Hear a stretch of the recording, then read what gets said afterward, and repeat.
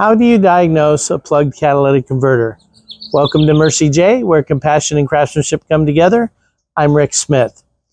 So first of all, we basically drive the car. So if a catalytic converter is like super plugged, then the engine won't run at all. But in most cases it runs, but under heavy throttle, like full acceleration, the engine won't fully rev up and it'll act like it's just kind of holding back and bogging down. And oftentimes it gets a little worse as the temperature increases. So on the beginning of your drive, it might not be as bad as at the end of your drive.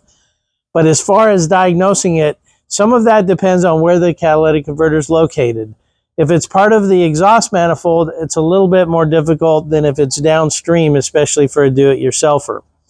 We can do some fancy stuff like put a cylinder waveform pressure analysis in where the spark plug goes, and that can tell us if we have a restricted cat. We can look at the pressures in the intake manifold and see if it's just not breathing properly. A simple thing, if it's not a manifold, if it's farther down, as a DIYer, you might just disconnect the exhaust in front of the cat, and if it runs well, then that's kind of helped you with it. We can unscrew oxygen sensors and put in test ports and check the pressure in the exhaust. The pressure should not exceed 2 psi at a couple thousand RPM. It should typically be almost zero. And if we have pressure in there, then we're going to suspect a cat.